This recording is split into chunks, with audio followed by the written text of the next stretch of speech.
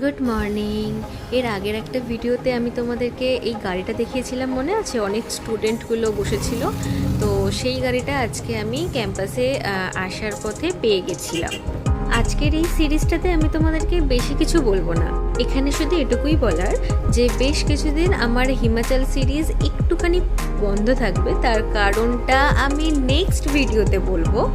আপাতত আজকে আমাদের গেট 1 থেকে ডিপার্টমেন্ট যাওয়ার যে রুটটা আছে, সবথেকে সুন্দর রুট, যেটা আমি এর আগেও বলেছিলাম, সেটা আমি আজকে তোমাদের সাথে শেয়ার করলাম।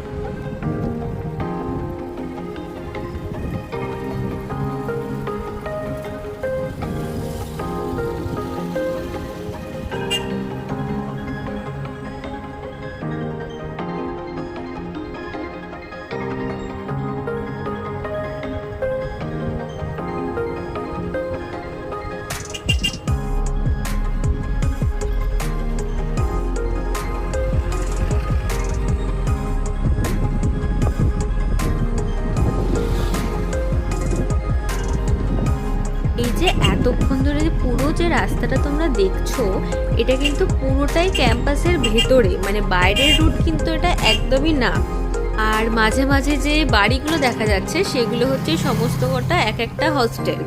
আর এখানে যে কটা হস্টেল আছে, প্রত্যেকটা হস্টেল এক একটা পাহাড়ের পিকের নাম দিয়ে, মানে হচ্ছে ধরো মানিমাহেশ কি অম্বিকা হস্টেল, দেন সাতপুরা, আরাভালি, প্রত্যেকটা হস্টেলই এক একটা পাহাড়ের পিকের নাম দিয়ে রাখা হয়েছে।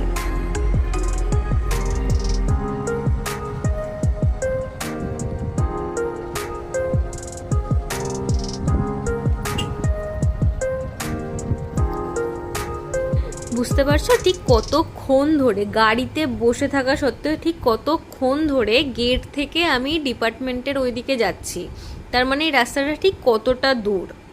যখন আমি এই গাড়িগুলো পাই না না, তখন গেট থেকেই আমার ডিপার্টমেন্ট আসতে প্রায় আধ ঘন্টার কাছাকাছি সময় লাগে হেঁটে। ফাইনালি ডিপার্টমেন্টের কাছাকাছি চলে এসেছি অলমোস্ট। হিমাচল সিরিজের নেক্সট এপিসোডে আমি তোমাদের সাথে আমার একটা এক্সপিরিয়েন্স শেয়ার করব।